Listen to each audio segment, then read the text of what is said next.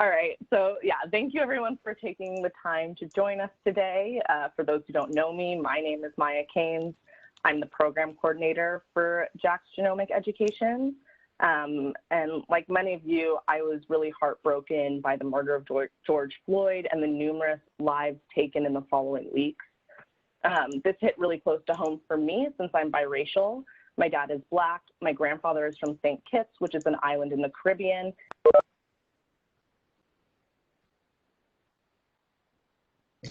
I think you are muted. Yeah.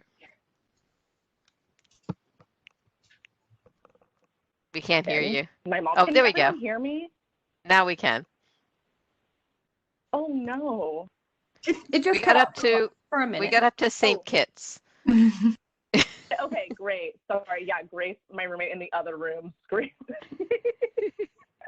Okay, great. So everyone can hear me now? Yes. Okay, awesome.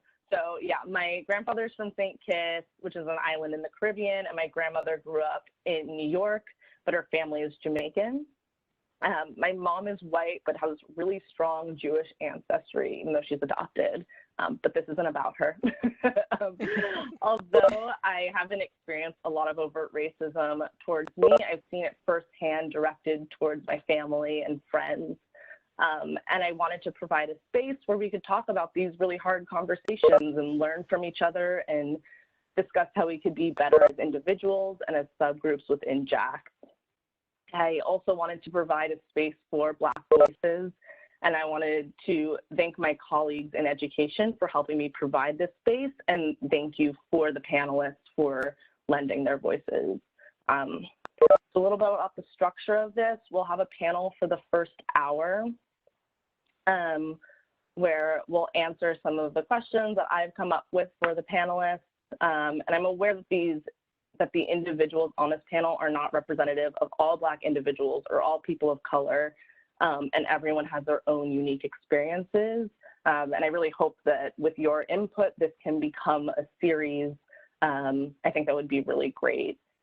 So all that being said, this is a safe space and an inclusive space. And like I said previously, these conversations can be really hard, so it's important that we are respectful of the people's questions and opinions throughout this. And if throughout the panel you have any questions, please send them directly to me through the WebEx chat, and I'll go through them and we can answer them at the end.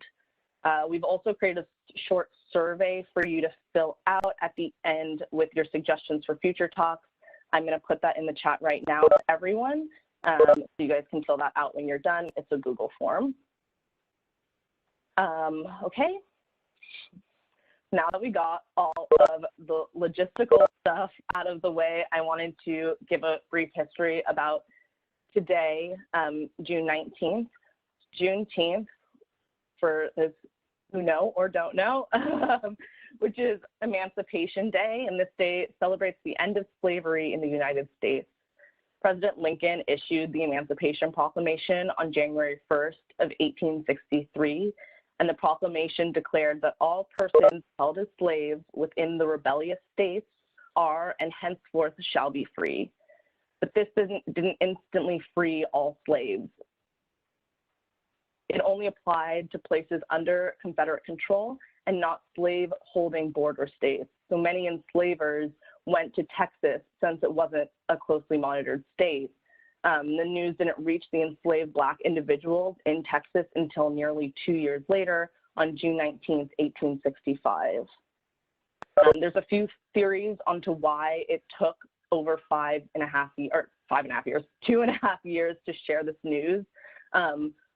Some of the stories say that the messengers were murdered on their way to Texas with news of freedom in attempts to be stopped. Historians also theorize that federal troops withheld the information from the enslavers so they could reap the benefits of a final cotton harvest. Juneteenth marks an important date in U.S. history and represents the ways in which Black people have been delayed. This is a reminder that nobody is free until everybody is free, and that injustice anywhere is a threat to justice everywhere. Today is a day we should use to reflect on the history of Black individuals in America, but also across the world. It is a time for for education and self-improvement. And I really hope that the conversation today can help start that conversation. Okay, enough talking from me. Let's introduce the panelists. We have 3 panelists today.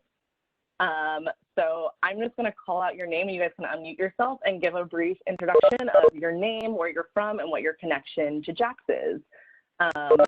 Torrian, do you want to go first? Sure. Yeah. So my name is Torrian Green. I work in the Center for Biometric Analysis, CBA, specifically the Neurobehavioral Phenotyping Group. I come from Virginia. Most of my family, both sides, are actually still in the South. They're in South Carolina. I have a lot of roots there. I did my undergrad, graduate in the South, and I found out about JAX during my master's degree when we would use JAX in mice. And I remember my mentor saying that it was a great institution, high tech, cutting edge research was being done there, and it would be a fortunate opportunity to be able to work there. And here I am today. Awesome, thank you. Kai, do you want to go? Good morning, everyone, and happy Juneteenth to all my Black and Brown people out there. I am Kai Mills. I am originally from Detroit, Michigan. Undergraduate degree from Tougaloo College and a Master's of Fine Arts and Creative Writing from Long Island University in Brooklyn. I've been a teacher for the past 5 years, currently teaching 9th grade English. My connection to JAX is that I was a JAX fellow in summer of 2008, I believe, in the summer science program. And I was the mentee of Dr. Mimi DeVries. So if she still works there, tell her I said hi. And that's pretty much about it for me. Just a longtime activist, longtime educator, and hopefully here to have a great conversation about what it is to hold space in education, particularly outside of STEM, but also making those across the curriculum connections as well. Great, thank you. All right, Lawal, you're up.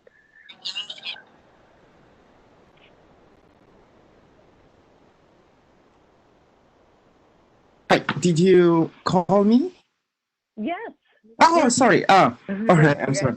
My name is Lawal. I'm from Nigeria. So I am from the southwest part of Nigeria. So specifically, I come from the Yoruba populations that you find the 1,000 genomes. So I did my undergraduate degree in Nigeria. And in 2013, I moved to the United Kingdom for my PhD, and which I successfully defended in 2017. And then I moved to Bahabo, to the United States directly, and to Bahabo directly in December 2018 as a postdoc. And I've been working in Dumont lab as a postdoc since then. Great, thank you. Okay. So I would love if you guys could all share a little bit about, and give me a little bit of background, or everyone a little bit of background about just your experience as a Black individual growing up. And then we can jump into talking a little bit more about your experience in education in STEM. So Kai, do you want to go first? Sure. I honestly have had the privilege of either growing up in or living in majority Black cities pretty much all of my life. I, of course, grew up in Detroit. And then my dad is a retired captain from the Detroit Fire Department. So he and I have had a lot of conversations on what it means to be on the front lines as a first responder, and a lot of tactical options as to how we could defund the police, but that's a different TED Talk. I went to boarding school. I went to the Piney Woods Country Life School, which is one of the only all-black boarding schools still in existence in the United States. It's about an hour outside of Jackson, Mississippi. So it was a pretty different cultural shift to go from a city where 80% of the population is Black to a state where only 39% of the population is Black. But that's honestly where my formal education as a Black woman began. Most of my professors there were Black. The curriculum that we studied was Black and anti-racist. And when we were studying non-Black authors, we were talking about them from the perspective of what it means for a Black student to be reading these texts, which then also led me to a historically Black college and university. I attended Tougaloo in Jackson, Mississippi. Tougaloo is actually founded on a former slave plantation.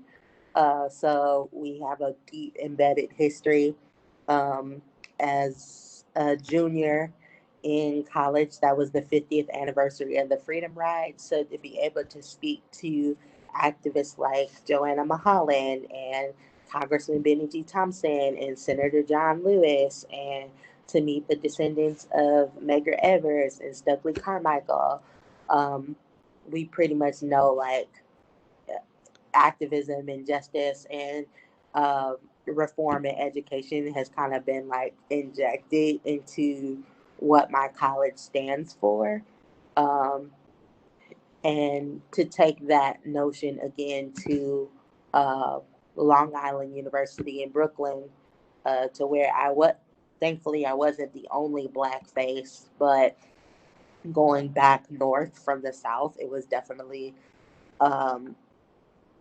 just a different mindset about what it means to be Black in this more diverse space. And of course, New York, with its history on immigration and liberation. But I also was going to school in New York at the height of stop and frisk. So it's kind of like a two-edged sword to see such a diverse place put so many limitations and stipulations on Black and brown bodies, and to have conversation about what it means to live at the heart of downtown Brooklyn. I will honestly never forget that my parents could not afford for me to graduate from the Barclays Center, from the newly built Barclays Center, and then to watch this summer as thousands of New Yorkers protested in front of the Barclays Center, and my parents just being like, "We know we sent you to the right place." So that's, and now I'm kind of back home. Started my education underneath as a teacher underneath AmeriCorps in New Orleans, and another Black city that has been traumatized by various systems, including education. And I moved there when I was turning 25, but on the 10th anniversary of Hurricane Katrina. So the students that I was teaching, I taught 3rd and 4th grade at the time, were students whose parents and grandparents had lived through and were still surviving through the ramifications of Katrina. So when we talk about things like open choice or public versus charter education, or students being on 99% free and reduced lunch programs, those are the types of things that my students and their communities have faced with. And even now, coming back to Detroit, where most of the schools are now charter schools, we continue to have those conversations about, are my students even being allowed to have the opportunity to see programs like JAX, or are they muddled down by just the day-to-day survival? I honestly believe that if I had not gone to a private school and if my parents had not pushed me into receiving opportunities and being academically prepared to receive those opportunities, I wouldn't have gone to JAX at all. And these are the type of make or break opportunities that can either push a student into higher education or it can push them into, as we know, mass incarceration and or death. Wow. So, I learned a lot just in that 5 minutes of you speaking. Wow. Thank you. Lawal, do you want to share a little about your experiences? I think it's unique coming to the States. I'd love to hear a little bit about both. Yeah, so like I previously said, I'm from Nigeria. Nigeria is the most populous Black nation in the world. It's about 200 million people. So, and it is in the western part of Africa. And then I come from the southwestern part of Nigeria, which is Ogun State, very close to Lagos State. So my pretty interaction with people, about 30 years of my life has been 99.9% Black people. So I don't even understand what racism means until about 6 years ago when I moved to the UK. So it was completely different kind of experience and interaction. But the fact is this, in where I come from, so whenever we see people of other color, so we tend to respect them a lot, so, and then we treat them well. So, and then this is born out of the fact that uh, humanity comes first. But when I moved to the UK, that started to change because I realized that people see things differently. So I remember sometimes when my daughter was about maybe 1 year old or something like that. So I took her to one of these play center, and then so she was on the same table with this woman and this white woman and a kid, and then she was playing, and then there was this very obvious reaction that every other white people opened their mouth and was like, wow. Obviously, it was termed an act of racism. So, and then I didn't really consider it that way because I've always tried to radiate a kind of positive energy, realizing the fact that, not everything everyone does can be considered an act of racism. So it could be because maybe the person has emotional instability that everyone else is entitled to. So thinking it from this angle, I try to always see beyond racism. So perhaps maybe because of my homogeneous background. So in the UK, I've had quite a lot of this kind of encounter, that may be considered an act of racism, but which I didn't consider as an act of racism. So this has actually helped me in terms of relating with people on a very, very positive stand, and has also helped me, imputing this kind of positive energy into my family, to ensure that, whenever they are with people, they should interact on the basis of humanity, not on the basis of the fact of the color.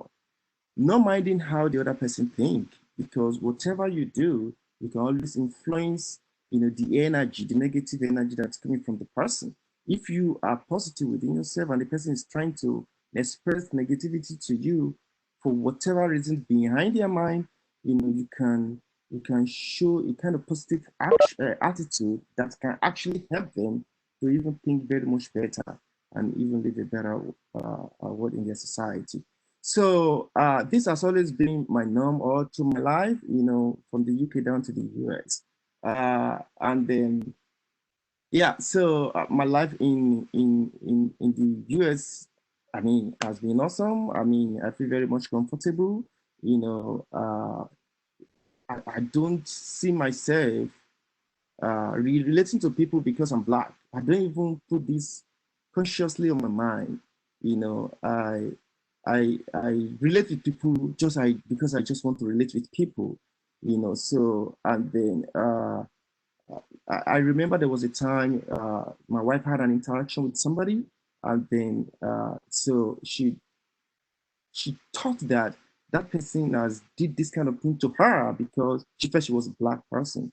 I try to erase that kind of conception very quickly, you know, because it is important that we both are on the same page for our children, you know, so that she can help to always input that everything everyone does to them as they grow up is not racism, you know, but it's also important that they are conscious that there's racism because somebody who is very racist can be injurious, can be vexation to their well-being, can kill them.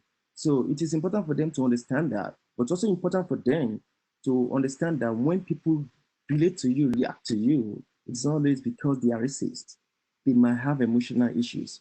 I can display emotional issues. It happens between black and black, and it can happen between white and black. So there's no reason why a white person should be extremely conscious because you want to relate with a black person, and just because the person would think, oh, no, you know, this person may consider this an act of racism. This is just my own perspective, my own point of view as a black person, and it has really helped me to live well, you know, among people. That's great. Thank you for sharing. I like that perspective. I personally haven't heard. Yes, I like it. That's all I'll say. I'll let people process. Torrian, do you want to share a little bit about your experiences? Sure, but first I want to say Kai and Raman, those are great. Like I will try to follow that up, but probably won't be that good. But I mean, again, most of my Black experience has been like being in the South. You know, I love Virginia. You know, the community that I grew up in, it was like middle class, fairly mixed. We had a lot of different ethnicities: white, black, Chinese, Jamaican, African, like just a plethora of ethnicities. And you know, we all got along fairly well. That everyone had the like Southern hospitality. Everyone talks so much about like you know, neighborhood kids playing outside all day, the neighborhood grandmas making lemonade tea for like the kids, you know, everyone like hailing, waving to random strangers that may just be like making their way down the street or like random cars that come by. Um, but I'm still reminiscent of like, you know, that's still a place, especially Virginia. You know, we had the Unite the Right rally there for white supremacists, neo-Nazis. You know, it's a place where the state capitol, it has a whole avenue filled with Confederate soldiers, monuments to them. And I mean, even when I went back to Virginia back in January, I remember from the interstate, I saw like a large Confederate flag. So it's kind of always like you see the history, you see kind of the I guess like the systemic like issues that have still kind of plagued the South and still do to this day. You know, I think the Black, like Southern middle class experiences, you know, being taught about like interacting with police when you're I remember I had that talk with my mom when I was 12, 11. You know, basically to always be very compliant, never resist, you know, even if it's unlawful, like even if you think that the person's wrong, you like, you know, most African Americans, especially Southern, they're more concerned about their kid coming home than like, you know, if they may feel a little embarrassed or degraded, things like that. And I remember when I was kind of younger, I was very naive, and you know, my mom would sit and try to explain all these like institutions to me and stuff like that. And I would just say, you know, mom, like racism's like over, like, you know, like I get along with all my friends. Like we're all different. Um, and like when I think back on that, I kind of like shudder a little bit, especially when I think about, you know, my mom. My mom, she grew up in South Carolina during the Jim Crow laws while they were being enforced and everything. And I remember her later in life, her telling me stories about how she was called the N-word. Like she was one of the first group of African Americans to be a part of the school integration. And she would tell me stories about how she would have to walk to school, and the upperclassmen, they would drive their pickup trucks by her really quick and purposely hit puddles, and like, you know, her just be like drenched in mud and still have to go to school and not being able to, like, you know, clean or anything like that. And I think those experiences, she like, it's amazing because she's the kindest person ever. It's like those things, like you never would have guessed those things would have happened to her. Like, I mean, she's just like she's very caring. She'll love anyone like they're her children. And you know, again, kind of like from a young age, my mom, she stressed like education, and so I was fortunate to kind of have the uh, experience of being taught about like those systemic like issues and things like that, even though I may have not have taken it to heart when I was younger.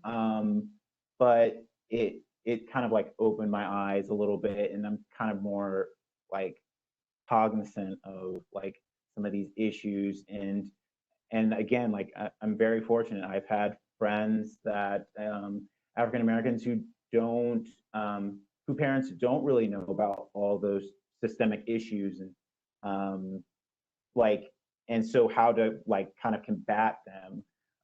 And so they didn't have those tools, kind of like what Kai was saying, you know, those make or break opportunities.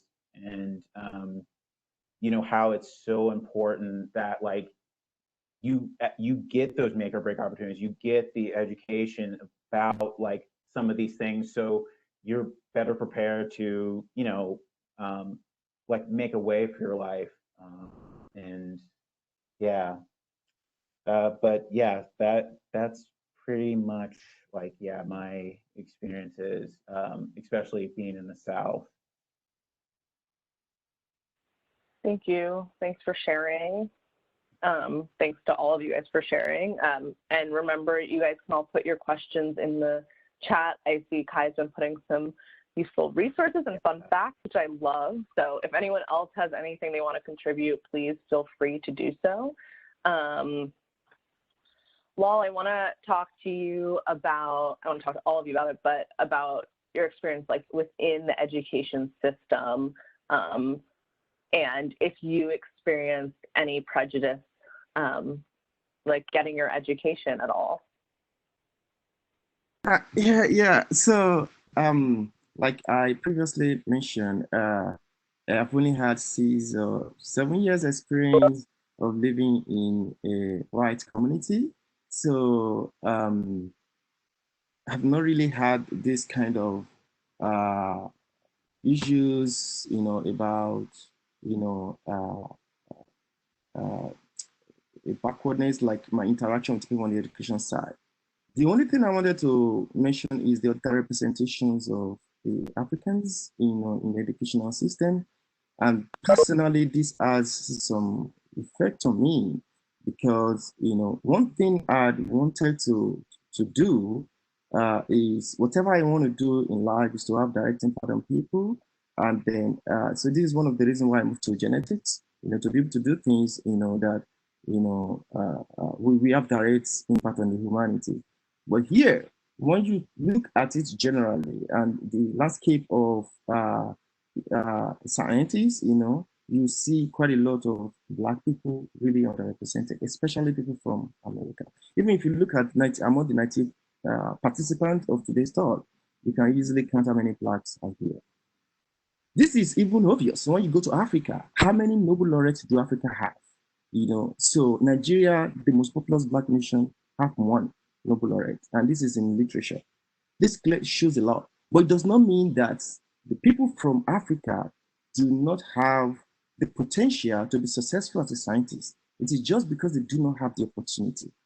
Africa's leaders are busy with quite a lot of other problems. So they have less time and energy, to put towards education.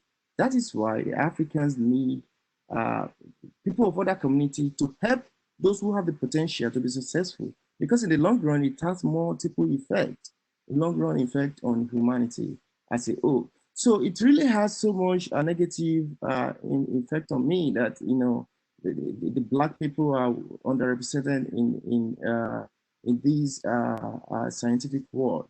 So even when you look at several of these conferences that I have attended, very big ones, they've been rotated across the several continents, but not in Africa. It is not the fault of the conference organizer. It is just because there are not people who is going to facilitate this in Africa, because the people of the Africa do not have the opportunity to move into this scientific path. So the essence of this conversation is that I'm using the opportunity to see how the people of the Africans can get the opportunity, whether from the JAX or from somewhere else, to be brought up into this science world, because at the end, equal general contribution from everybody, is just going to, advance the betterment of humanity. And in this, our profession, genetics, Africans is going to really play a role. When we talk about therapeutics, when we talk about development of drugs, when we talk about finding solution to human disease, understanding African diversity is very, very, very key. So I just use this opportunity, to advocate that, JAX should try to support more of the Africans into scientific paths. This is so much good. So overall, I do not really have these, a strong counter, about, systemic racism in education, like people that have lived in the US, but, this is just an opportunity to advocate for the people of the African community. Was muted. Oops. I was going to say, Kai, do you want to speak on that? As a summer student, the first thing you said to me was I was one of 2 Black summer students. Yeah, and to kind of piggyback off of, I hope I'm saying his name correctly, Raman. Am I Raman? Or Raman is saying, from, I want to say maybe even first grade, because surprisingly enough, a teacher told my parents that I was too emotionally immature to skip kindergarten. It starts early. The discrimination and the obstacles that face Black children in education start early, coming from the fact that our teachers are less likely to promote us into talented and gifted programs. We are 3 times as likely to be held in school suspension and receive detentions, and our suspension sentences are known to be longer and harsher than our white counterparts. So diversity in school is not just the fact that you have Black and brown bodies in your building. It is about the fact that you are training your teachers to recognize their own biases and not hold those biases against their students. My parents taught me that white people only see white people as their competition, and Black people have to see the world as their competition. And that's true, because you can do a quick Google search on how many times a white student has told a Black student, well, you're only here because of diversity, or you're only here because of affirmative action, or you're only here because they need you for media or marketing.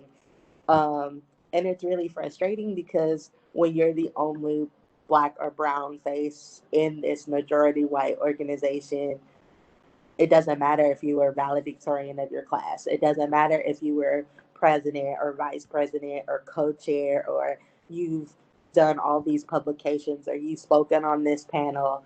It's that you're the only Black face in the room. And you don't want the pressure of having to represent for everyone, but that is the pressure that comes along with.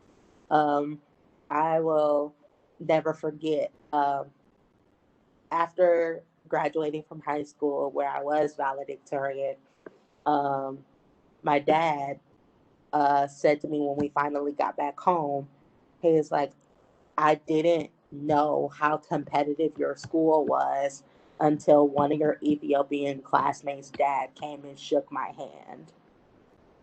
And he was like, it was completely at random. And he said he wouldn't even tell me which student's father this was. He said that he was so amazed that an African American student could beat out his kid.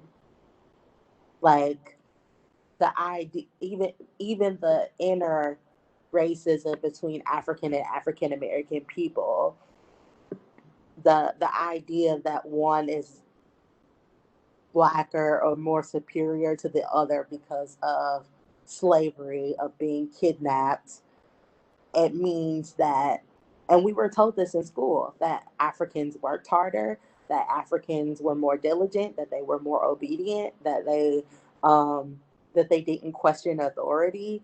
And it fueled a fire in me, because I had no, as far as my family history goes, I don't have any slave heritage in my family. Like, as of maybe 3 generations, like, I can't prove that I am a descendant of a slave, but I am a descendant of a Scottish immigrant. And the idea that you're not only competing with your white counterparts, but you're also competing with your other Black and brown counterparts just leads to more fueling of that system.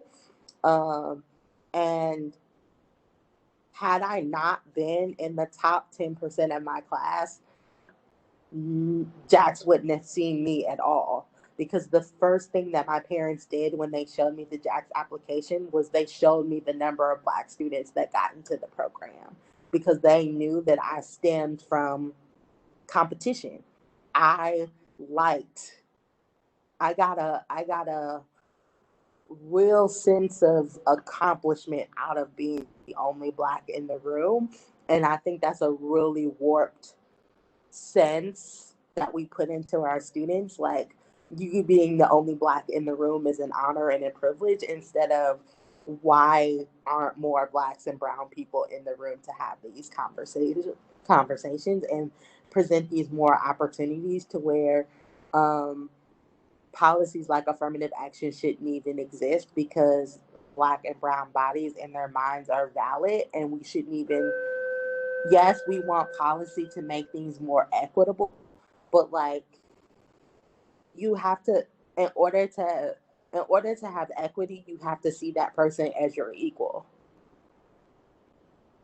And right now, we don't even see our Black and brown counterparts as our equals, because we have been taught that we are meant to question everything that they say. We are meant to ask them where they found their sources. We are at, like, the labor that we put on Black and brown academics. It's not just asking them to do academic things. It's asking them to chair a committee. It's asking them to mentor other students. It's asking them to take a pay cut. It's asking them to publish and to go to these panels and to go to conventions. And yet, when they say that they're burnt out or when they say they're overworked, it's like, what do you want me to do about it? because their white counterparts aren't speaking up for them, even though they might be getting paid, they might be getting paid more for less work, or they're not threatened by having tenure taken away from them. They're not underneath this constant threat of having to prove themselves.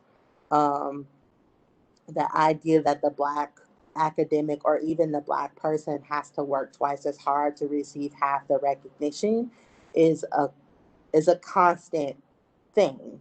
Also plays into Black respectability politics. I can joke about this with my mom now, but I remember coming home from my JAX summer and my mom flipping through our photo book and being like, "Was this how your hair looked the entire time?" Like, I know you probably, she was more worried about me scaring off like my white counterparts or looking just disheveled, to say the least, than she was about me learning and about me enjoying, and like having to tell her, "Well, mom, I was playing tennis, I was mountain climbing, I was whitewater rafting, I was rollerblading, I was doing all these extreme things," to where I didn't have time to think about taking a straightener to my hair to make sure that I looked presentable. But that's what Black respectability is. It's the idea that we have to look proper and respectable, and we have to look of value to you to have a value. Yeah. And it Wow. kind of sucks. First of all, I have to say Maine is not a conducive space to curly hair whatsoever. Not at all. We talked about this. But I want to talk about if you've done anything as an educator to make your classroom like a more inclusive space. I'd love you to talk about that a little bit. Yeah. The first thing I have, teachers always have to be in professional development. So I'm always looking for more professional development where I can learn to be anti-biased and anti-racist. I also spend more time thinking about physical and mental accommodations. Schools are less likely to have a fully funded special education department, which also, fun fact, includes talented and gifted. That falls under um, under the individual education plan. So even if your student is neurodivergent on the side of brilliance, that still falls under special education. So if your student, if your child, if your child's school doesn't have a special education program, then they don't have a talented and gifted program either. So always in conversations of how to be more accepting of my students with physical disabilities, how to be more accepting of my students that have autism or that are facing trauma due to violence or drug addiction or mass incarceration. But also, my kids can't learn about themselves if they don't see themselves in the classroom. So I'm always looking for books by Black and Brown authors. I'm always looking for characters that remind me of my kids, because they need to see themselves living their best lives. I know a lot of times we are apt to just pick books that are filled on racism and trauma, but that's not all my kids experience. They're into sports, they're into music, they watch anime, they're in clubs, they have romance in their lives, they experience heartbreak. Um, and we have to as educators show them and display Black and Brown joy just the way that we do Black and Brown trauma, because Black people are not a monolith and our lives are pretty much like yours. But also doing that work to just show them that they are at an age to for themselves if they want to be. I am not a fan of. I do believe that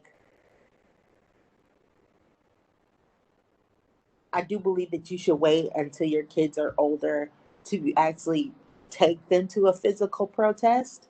I don't think it's cute when people take their toddlers out and babies out to protest, because ugly, violent things happen, and I would hate to see a child physically or even mentally harmed by that. But my cousin has a child who's 8, and he has already started to protest and talk about things that he sees at school, and to have conversations about what movies he should be watching or he should be looking up to. I even watched the CNN town hall with Sesame Street just to see what kind of lingo and language that they were using, and they were very honest and they were very upfront, but they were also using what can understand, because but not get the benefit of waiting until we're all grown up to talk about racism. My mom specifically remembers about how my came home from preschool, and that his white classmates told him that his face was dirty, and that when my mom went and confronted his preschool teachers about it, they said that they can't do anything about what the children are taught at home. And it's like, but you're a teacher. That's your job. Like, kids spend more time with us than they do with their parents. They spend a third of their day in the hands of another adult. If that adult is racist, your child's gonna be racist. If that adult is complicit in letting racist things happen, then that child receives the message that racism is okay. Yeah, 100%. And I don't want to steal time from you guys, but I had a thought the other day that I think is important to share. I think that a lot of us, especially like those in Maine and Bar Harbor, this is like a very liberal space. And like I grew up in New York, which is also like a lot of people there are very liberal. And people think like, there's no way that my child would say something so wildly offensive, or there's no way my child would be a bully. But they're taking things that they hear from their daily life that you as a parent or as a family member are saying. And they're just taking them and then they're saying them out of context. But I think those comments are, a direct reflection on the environment that they're in the majority of the time. So you mentioning that, Kai, I think is really important. And thanks for sharing that. Torrian, I didn't forget about you. Do you want to share a little bit about your experience in education? Sure. So my education, probably from K through 12, it was I always went to majority white schools. I was oftentimes the only African American, the only person of color in the class. And it really started to kind of schism during high school. Because high school, we had an integration of school systems, and and I just remember some of the parents of my classmates were like, "Oh no, like they're integrating schools. It's not great. Like the education's going to go down and stuff like that." And on my first day of high school, I realized that the only difference was it was more minorities. It was a majority African American school that was being integrated with ours, and even with that integration, there was still separation. Like most of my classes that I took in high school were honors classes, honors AP, and they are predominantly Caucasian. And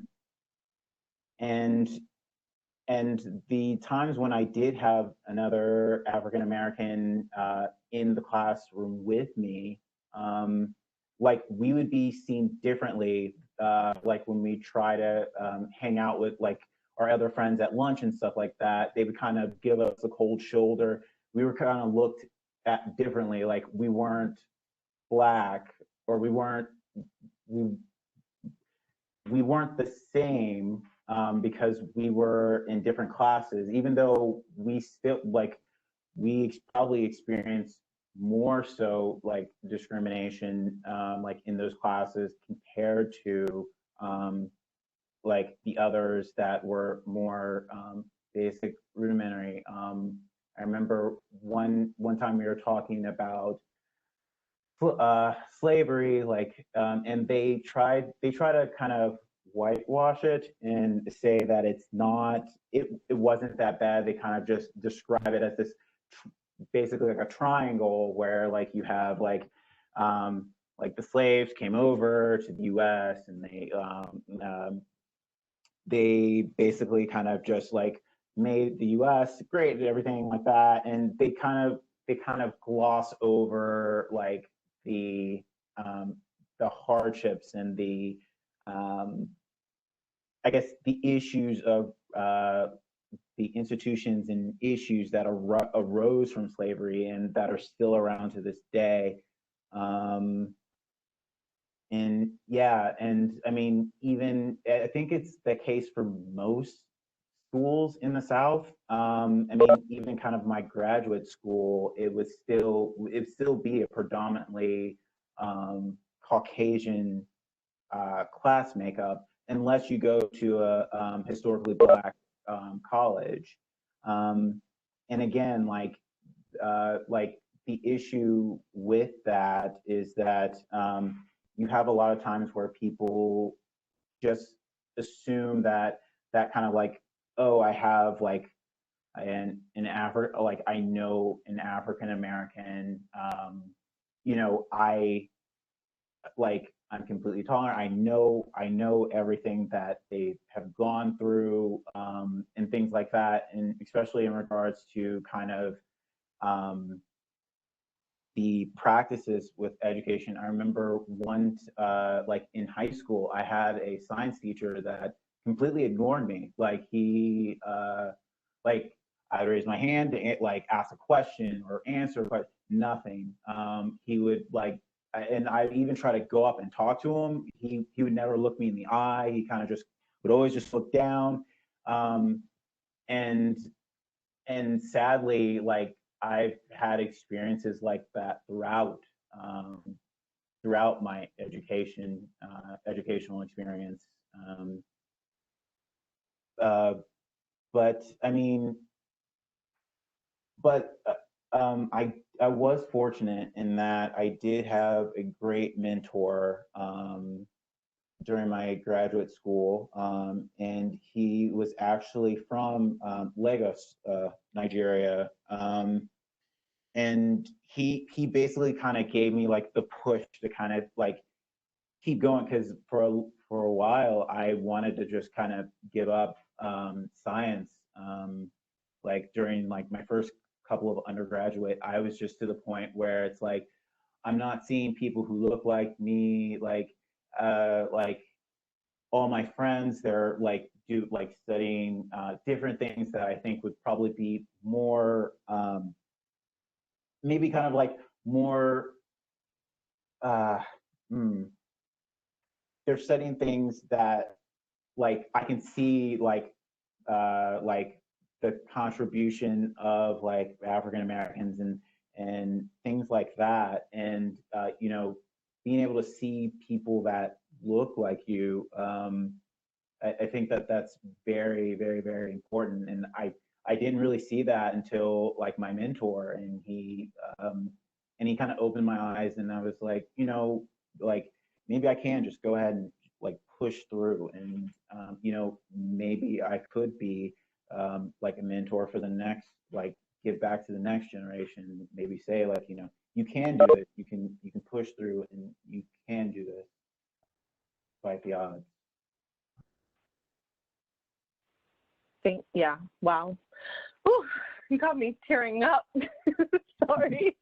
Yeah, it's like the big thing that I've heard constantly, and we're gonna move a little bit to like JAX as a whole, but is seeing people like you in so many different ways. I think this doesn't just apply to Black individuals and people of color, but it applies to people who have disabilities, who experience mental health. It's really important to have that representation. So thank you for sharing that. And I'm glad you had somebody who to provide that for you, because would you be here without that? I don't know. I hope you would. You're great.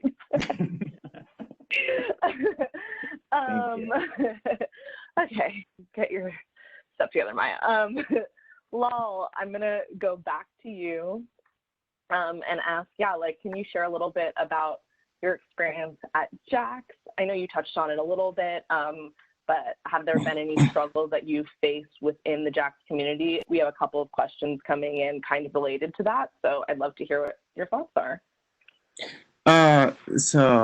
Thank you very much for asking that question, Maya.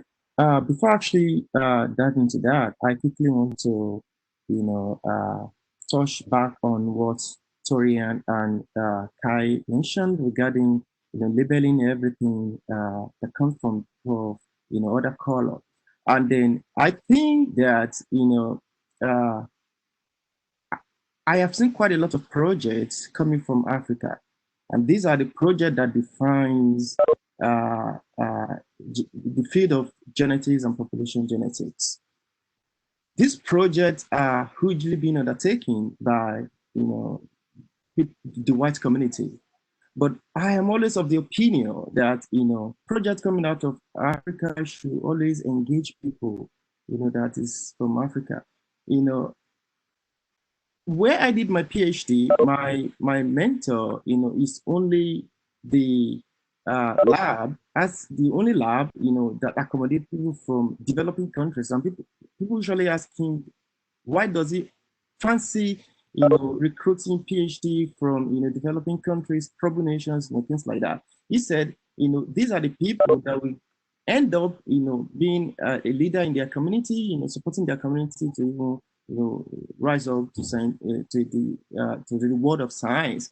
So, I always ask my question when I see, good work coming out of Africa and being led and hugely, supervised by, white people. Why can't this kind of project, engaged, people from Africa, like, train people from Africa, to be able to do this, because they know this thing much more better than themselves. Because it's only when we start to do this kind of thing that we can actually move on from this issue of racism. Otherwise, we continue to go front and back.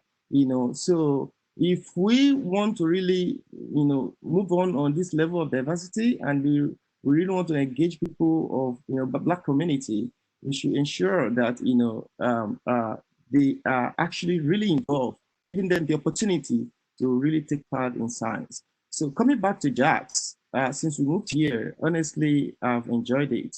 I've never had, personally, and I think my wife has shared this similar opinion as well, but perhaps I may not be speaking my entire mind. We've had absolute peace.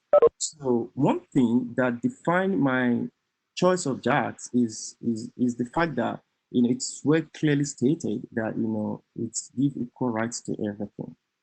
So even though before coming to US at all, people have warned me of racism, they discouraged me, and then when I wanted to, decide coming to Maine, I saw that 96% of Mainers are white, 4% are French, there's no Black representation at all. And this is actually true when we moved here. But, since we've been here, it's been more like home away from home, both in the JAX and in the Bible and in the state of Maine. So I've had so much of peace and, good interaction with people. And I do not have reason for concern about the schools my kids go to, because this is very, very important. So I think JAX has done quite a good job in these aspects, ensuring that, people demonstrate this level of diversity. So, but, again, the people of other color is still low represented in JAX community. So maybe JAX can do more in increasing the level of diversity in the community. So this is actually very, very good on the psychological point of view, and advances the science. So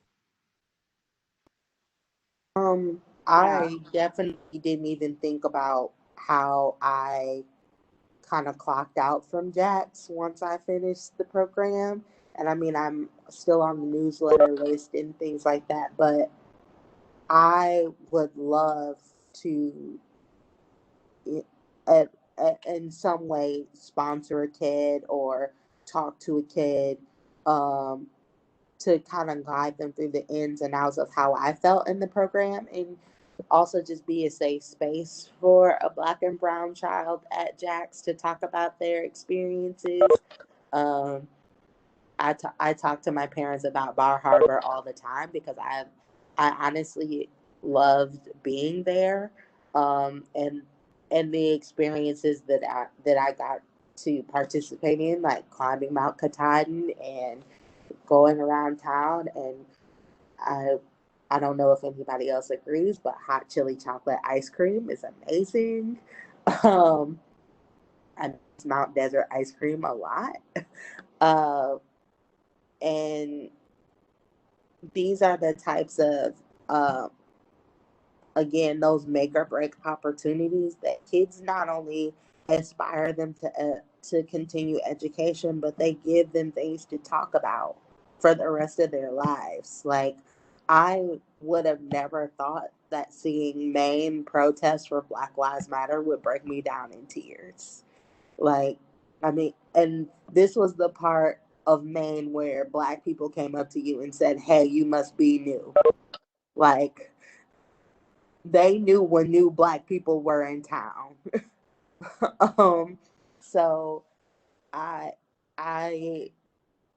if I could have an opportunity to reach back my hand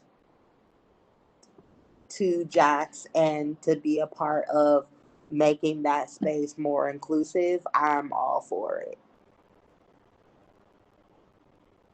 That's amazing, and I think that that's a great idea, and I think that a conversation about having mentorship programs is important, and I think that's a great idea, especially like moving education forward as a whole. We'll talk JAX G, people. Torrian, do you want to talk a little bit about your experience at JAX? Yeah, similar to what Raman has said, I was kind of weary about moving to Maine. My mother, I remember her saying, she's like, "You moving to Maine, boy? What's wrong with you?" But since moving here, it has been nothing but a loving community. I've always felt welcome. Even like those protests, those Black Lives Matter protests, like just like I was saying, seeing all those people, like, I mean, the Village Green, I think had what, 400, 600 people.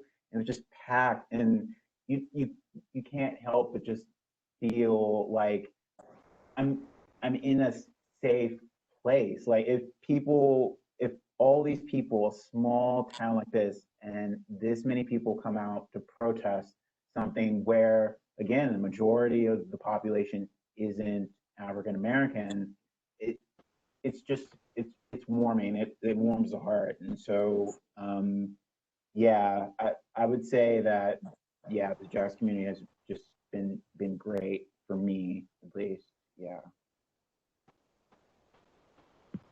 That's amazing to hear. I'm going to direct this question. It came through a couple of times to you, Torrian, just to Where'd it go? I loved it.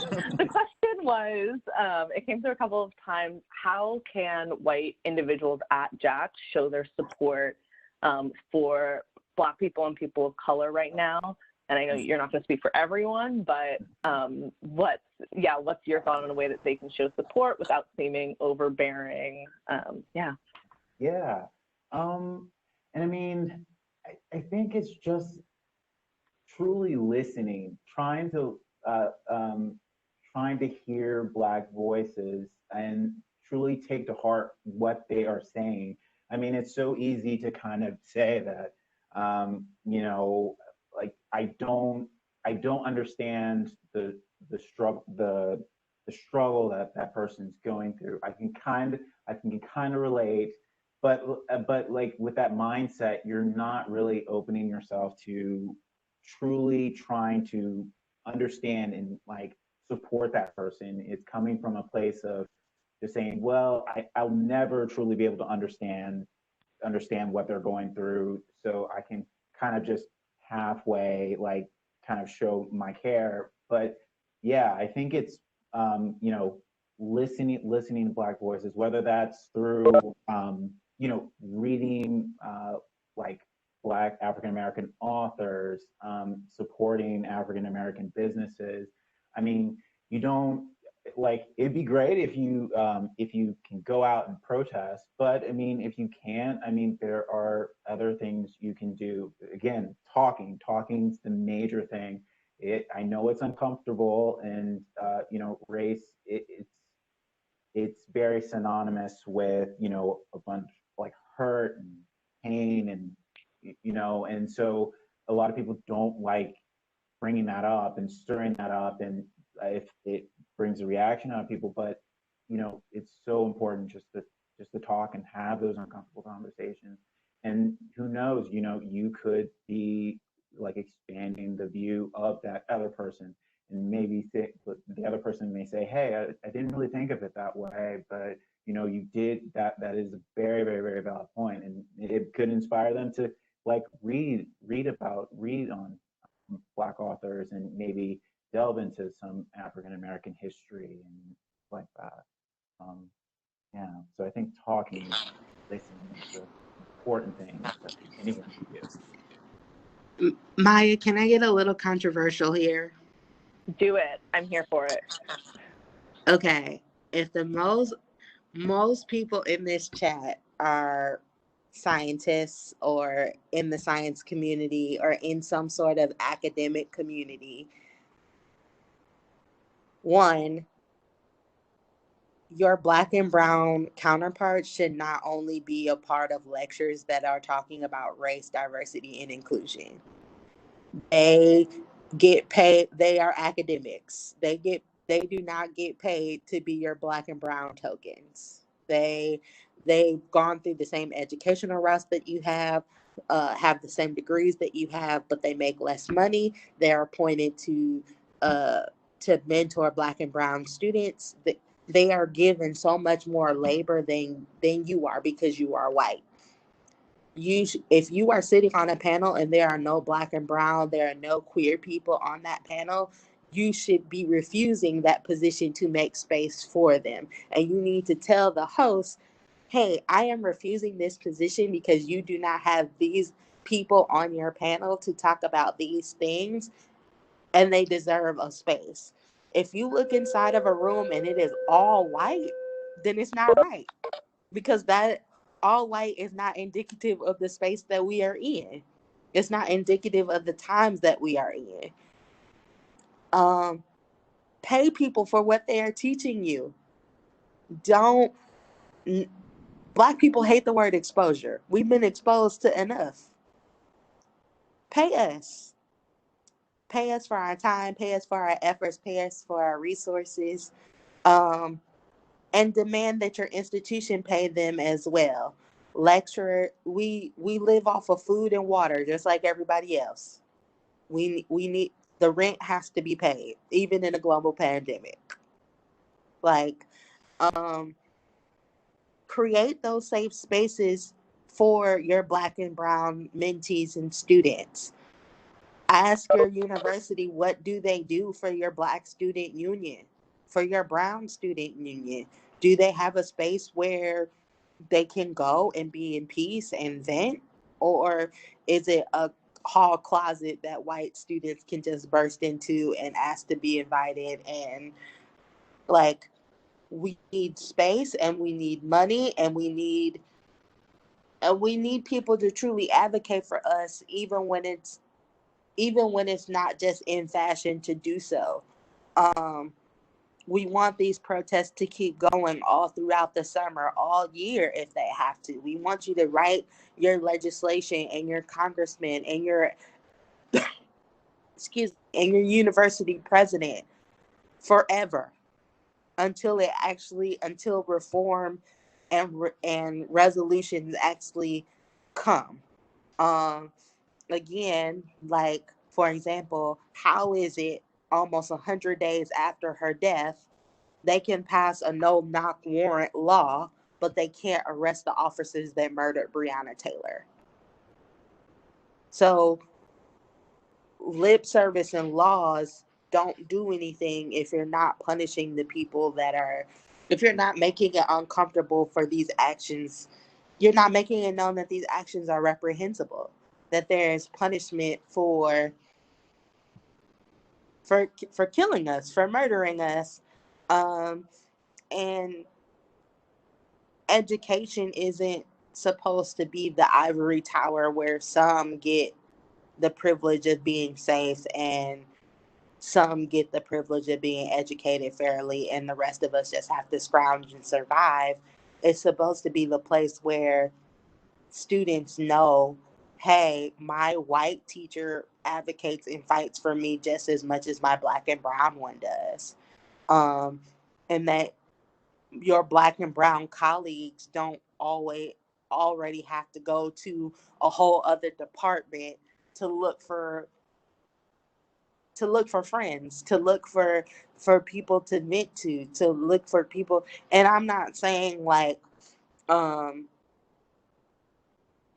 there are people that are completely distrustful. I'm not gonna lie. There are people that are wore out and distrustful, and they just want to be around their own. And you're gonna have to be okay with that too. Nobody is going to pat you on the back for being anti-racist. Like, that's not what we're here for.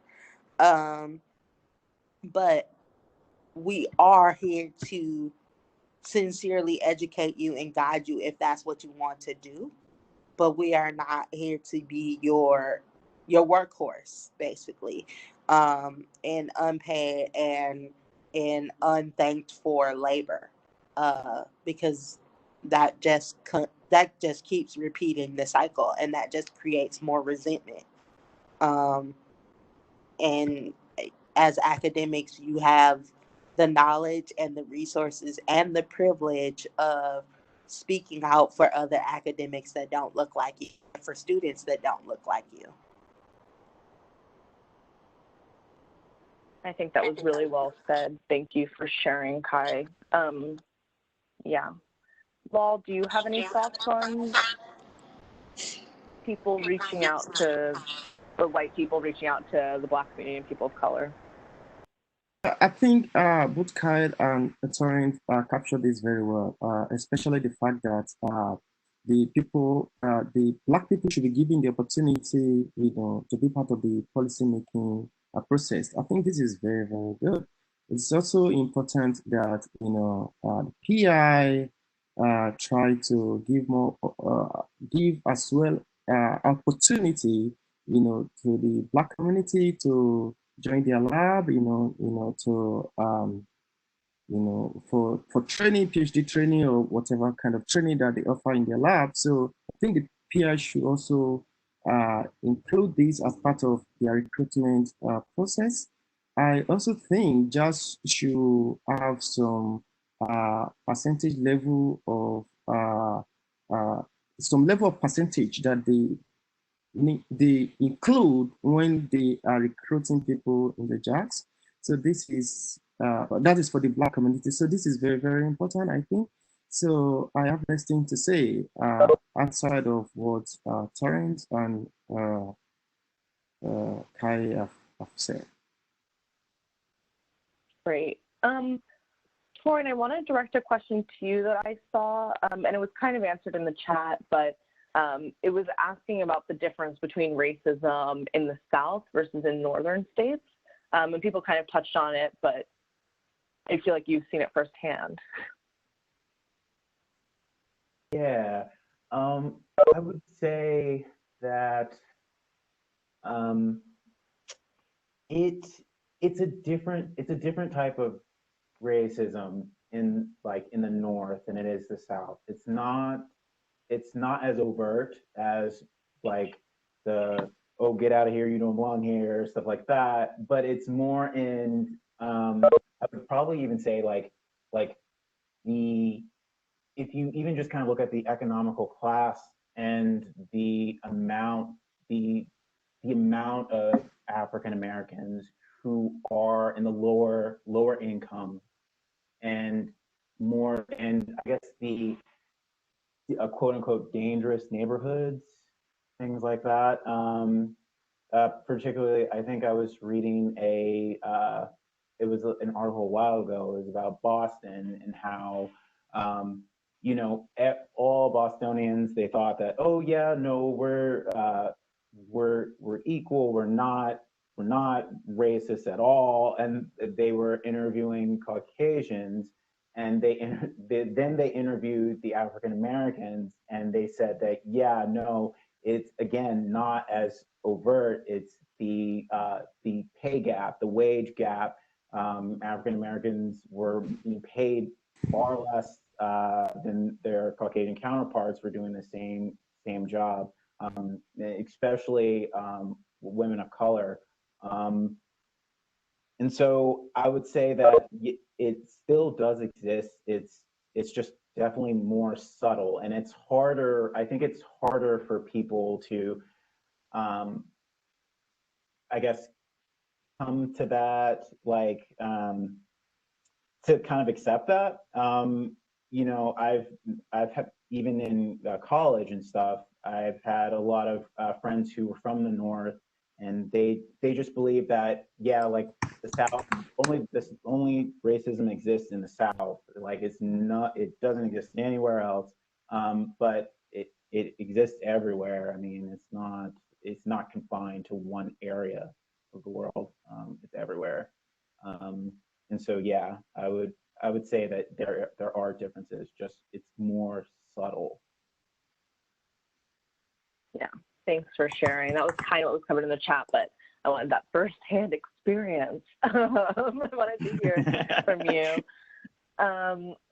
Okay, so we have about 10 minutes left. I really want to thank you guys all so much for lending your time and for everyone to listen. I would love to give the three of you the floor to share any closing thoughts that you have. So Lawal, do you want to go first? All right. Yeah. So I do thank you for organizing this, and I thank everybody who have joined to participate and to hear our view about systemic racism in the US. So, and then I only want to encourage that as we move forward from this, the people making this policy should try to be more inclusive, engage more people of Black community, So I think this is one of the way to, to move forward from where we are standing currently, and recruit more people, more Black people into science, give them more opportunity, to rise. And yeah, this is all I could just say right now. Great, thank you. Kai, do you have any closing thoughts? I thank you for opening this space for letting us talk and have these uncomfortable conversations. Of course, I'm on social media, and you can follow me, or you can even I'll try to stick around in the chat a little bit so we can keep talking. But again, like, these conversations have to start with all of you, and opening up your minds and your hearts. Obviously, if you're here, you had a curiosity, and you have a little bit of foresight as to what's going on inside and outside. I saw one last question about whether or not I thought Northern or Southern racism was more insidious. Having seen both sides of the coin, they both play a part. Overt and both subversive racism is just exhausting. But we do have to ask ourselves, why do we in the North and the Midwest consider ourselves less guilty of racism because we're not openly calling people the N-word in the street, or we're not lynching people, or we're not saying, blacks only or coloreds only or whites only, but asking ourselves, like, even the language that we use, like, what language do you use when you're talking about Black neighborhoods? What language do you use when you're talking about Black people? What policies do you see that are impacting Black and brown people that don't otherwise affect yourself, and what are you doing about it? I think because it is so subversive, we can pretend, kind of close our eyes and plug our ears and pretend that it doesn't happen. And then we get into conversations like this where we can list a whole litany of examples, and then we're like, oh my God, like, I've been complicit in that system. But I think, as a Black proverb, when you know better, you do better. So now that you know better, you have to go out and do better. Yeah, thanks. That's good. That's a great way to sum things up. Torrian, close us out. Yeah, I would just hope that, everyone would take away from this is just being able to hear from, like, of course, people of color, and truly taking to heart, like, the things that we talked about today. It's not just about, like, it's not just about what you do here, it's what you do after this. Like, it's so I hope that, like, these talks today were able to, inspire people to to try to make a change and try to, like, recognize some of these, like you said, like, kind of like the more, like, subtle, like, insidious, like, institutions of, like, systematic repression that has been based off of slavery, and truly think about it critically, and be able to try to make a change for the better, and yeah, and then of course pass on that change, pass on your knowledge, you know, tell as many people as tell everybody, it's something that it shouldn't just stop with you shouldn't just be preaching to, like, people who think like you. It's important to, like, actually talk to people who have different opinions than you and try to expand, like, like, these facts, the things that people have been going through, since the creation of this country. Yeah, I think as long as people are able to do that, that is the hope of talks like this and protests and everything. Yeah. Thank you. And once again, thank you to Lawal, Torrian, and Kai for speaking today and being willing to share your voice. And thank you to everyone who's participated and listened. For those who are just curious, there's a protest in Ellsworth for Juneteenth for anyone in Maine that wants to go. It's today.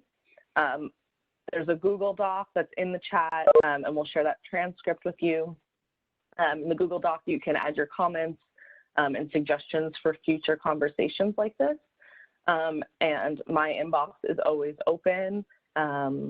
Yeah, just thank you, everyone. I really appreciate it. And I think this was productive, and we'll share this with everyone. Thanks. Bye.